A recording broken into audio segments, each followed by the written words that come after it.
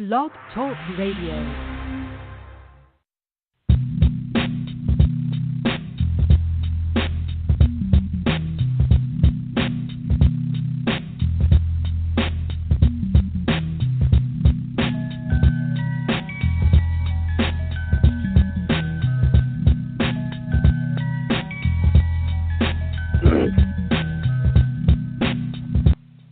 Ladies and gentlemen, welcome to the Voice of the People. It's August 28, 2017. It's your man, the six-man Dean Geronimo, and I'm here in the studio, and I believe my man Mark is riding with me. Mark, what's going on with you, brother?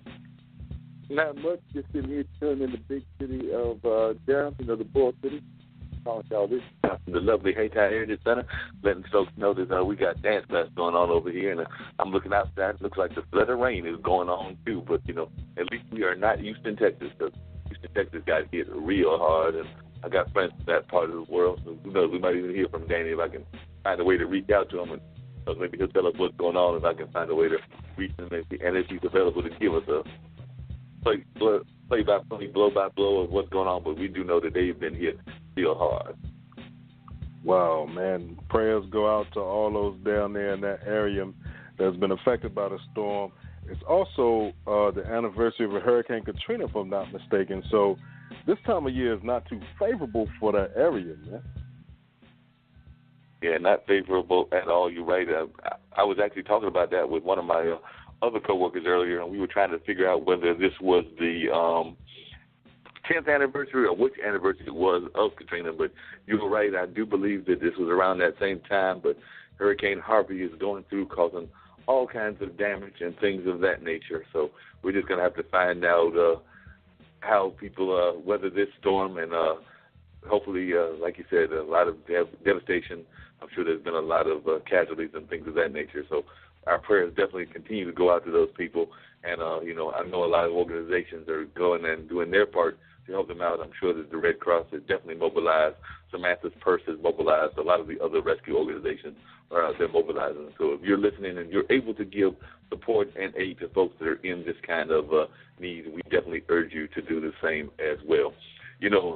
Changing the topic, but not totally changing the topic, Floyd and Connor just made a whole lot of money. So I think that they need to go ahead and give some of that money to the folks over there that are in desperate need, because, they just made a boatload of money. I did not watch the fight because we went up to Henderson, me and the other folks, to do the Road to the Apollo show, and had a good time up there. The Sandman got a little bit of a workout. He got to chase off about 4 acts. Apparently they don't like hip-hop guys in Henderson, North Carolina, because I think everybody that tried to do a little hip-hop got booed off the stage, and they got one singer. So they were not too pleased with what was going on. But we stopped by a club, a restaurant that was in the area, a sports bar, and they were sitting there saying that they were empty because they did not have a lot going on. We had some good food over there, but they didn't have a lot going on. And part of the reason they didn't have a lot going on is because they weren't willing to pay that amount of money that they charge, apparently, club venues to get those things. Because apparently, if you do it in your house, it might be about, $9,800, something like that. But if you're a venue and they know you're a venue, they want to charge you a few $1,000s. Actually, brother, if you get the Netmaster Stream Box, it won't cost you anything. I got the Netmaster Stream Box. We came home. We had just come back from the Arena Bowl football game. The Philadelphia Soul won back-to-back titles. So they won Arena Bowl 30. We came home. I turned on the Netmaster, found the fight, stream, flawless, cost me not 1 cent. So if anybody's listening out there, you're interested in a Netmaster Stream Box, contact Dean13 Media. That's DEAN, the number 13, MEDIA @gmail.com. And it is one price for the box, no monthly fees. Man, I can't complain, because while some people paid that $100, and then some people tried to get it on their Fire Sticks and it wouldn't work, and some paid through Netflix and that didn't work, I was at home with my Netmaster Stream Box watching the entire fight, and then the next day was able to watch the replay just because I could. So, it's very beneficial to have.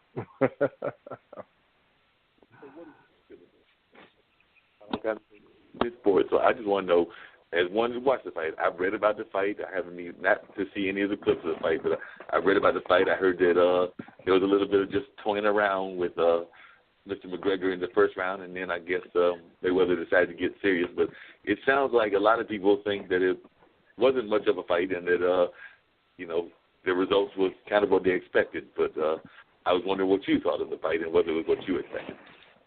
Honestly, you know what it was? I believe that this is all a setup for, because you think about it, Floyd Mayweather, he's 40 years old. He didn't have a damn thing to prove to anybody. To come and fight someone who, number one, had never stepped foot in a professional boxing ring. So I think that he may be venturing into the world of MMA as a promoter, and he would do a much better job than the current promoter. Those guys don't make a lot of money, and they beat each other halfway to death. So if he goes into MMA with McGregor as either a fighter or as a partner, I wouldn't be surprised. Because, with boxing, if he were to step back in the ring again, that would be almost foolish of him. You've won more fights than anyone else in boxing history, so we know you're going to the Boxing Hall of Fame. You have nothing else to do inside of that ring, So go out, take another venture, make some money. That's what I think that setup was for, honestly. I think we have a doorbell ringing, and I'm expecting somebody, but I'll wait for them and everything, because I did hear the doorbell ring and all of that. That's a fun thing. What did you think about this whole thing with Joe from that Mr. Trump decided to pardon and just do crazy things again? Well, in the beginning, Sheriff Arpaio changed the game of how some things were done. For instance, out there with the tent city, to have all of the offenders wear pink, from the underwear all the way to the uniforms. And he never had a lot of incidents out there, but then again, that scorching heat out there, you're not going to do too much anyway, I don't believe. But then I guess somewhere along the line of doing right, he decided to do something else. And honestly, if he did that something else, then he should pay just like everybody else. He's not above the law, and unfortunately, with that pardon, that's what it made him believe,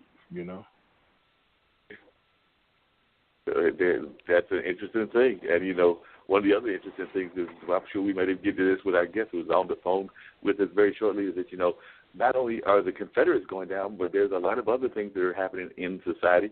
I was reading in USA Today, and apparently there's some folks that are using social media because they are upset because Gone with the Wind is about to disappear from a Memphis theater despite a 34-year tradition. And by, it looks like earlier today, opponents were mounting a fiery attack through social media to cast shame on the band, claiming that it was racially insensitive. So one person, a Fox host, said that common sense has gone with the wind in their hometown of Memphis. He claimed that the film had been done in by a bunch of meddling, no-account, liberal Yankee carpetbaggers. So he's already trying to put blame on folks that are not from the South and trying to claim that that's the reason, even though, a lot of people throughout history have talked about the nature of Gone with the Wind. The fact that Gone with the Wind was made during racist times definitely had some racist overtones, and yet folks that, they've seen this film and they've made it into a cult classic in Memphis. So now they're talking about they're upset because it says the Orpheum Theater canceled a long-running screening of Gone with the Wind because of racially insensitive content in the 1939 film, which won 8 Oscars and was based on a Pulitzer Prize-winning 1936 book of the same name. But the film's friends and the free expression supporters and Dixie sympathizers are furious about this decision, and they're already shouting out social media, just blaming all of us liberals and folks for basically standing up finally and saying, look, just because it's been on TV forever and perpetrating all these kind of claims, that y'all need to go ahead and perpetrate these kind of claims. So, when folks decide to stand up, folks get a little bit heated. So it even says that we've done complaints for years. It says African Americans have complained about it for years to little effect. But Gone with the Wind also is the first film in which a black performer, Hattie McDaniel, who played the main character, Scarlett O'Hara's slave Mammy, won a Best Supporting Actress Oscar. Now, they even brought up the Hollywood Oscars so white problem, saying now with Hollywood's Oscars so white problem and the growing visibility of white supremacists posturing in public and online, that Gone with the Wind seems especially toxic to some, including Memphis. And you cannot argue that Memphis has a large African-American population. So I can definitely understand why they have finally got with the times and realized that they might not need to show that film. You said 34 years? 34 years they've been showing this film. 34 years they've been showing that one film. And I hate to say it, but some of our films can't even get 34 seconds on a big screen. So it's time to retire that. Yeah, we understand Hattie McDaniel won the award for it. But that was then when they had to fight for any role that they could get. We still have to fight for roles that we get, but, you know, it's time to retire. I'm surprised the tape still works. I'm surprised the film has not burned up. But, hey, you know what? Maybe they got a netmaster and they're streaming that too. So who knows? Yeah, but you know, we even got our own brothers, if you want to call them that want to come to the defense of what's going on. Because Herman Cain, yes, your buddy Herman Cain, a former GOP presidential candidate, has declared on his website, the scrubbing of history continues unabated. Anyone who would like to explain the difference between this and burning books, go ahead. So he's trying to make a parallel between this and burning books. Well, you know what? I think Herman Cain, isn't that the pizza dude? Didn't he have the pizza thing a while back, like before he got into politics?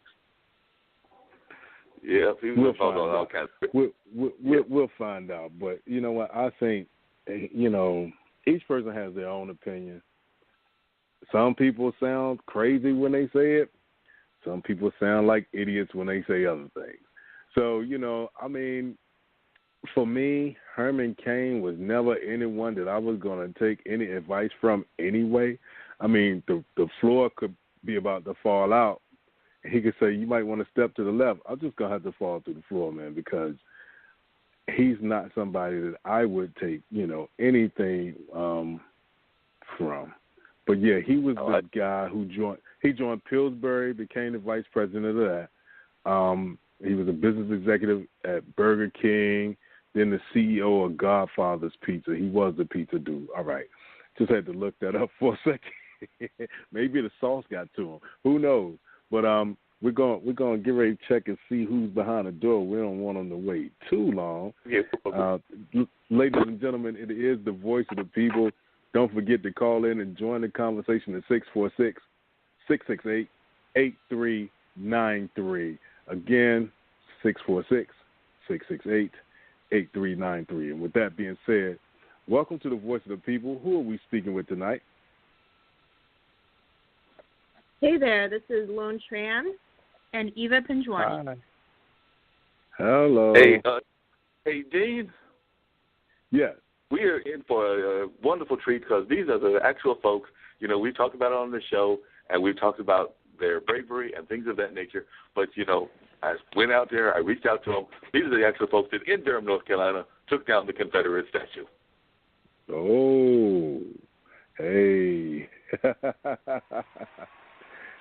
So, Lone that's and a good thing. The rest of who else is on the line? I'm sorry, I didn't catch it on. Who else was on the line with you? This is Eva Pinjwani from the Defend Durham campaign. Hey, Eva, how are you doing? And we got Lone, we got Eva, and we got other folks involved. We definitely appreciate you. So, yeah, thank you so much for having us on the call tonight. No problem at all. For those that are not from Durham, because like I said, the Voice of the People, my co-host when she joins us, Ty is from Hawaii, Dean is from New Jersey, and we get listeners from all over the lovely United States as well as from other parts of the world. So, of course, I'm in Durham and part of the board of the Durham Solidarity Center and things of that nature. So I know part of what's going on. But a lot of other folks, they've just been reading about it in the newspaper and have no idea, one, why it was done or how it was done. So give us a little bit of the history of what decided to make folks take the statue down, which has been hanging up there for a while. And a lot of folks who were walking by it, and I was actually talking to one of my coworkers, and they were sitting there going like, it's been there forever. I didn't even realize what it was. But They were not saying that as a positive or negative. They were just kind of like making the statement about how they won't buy it all the time. But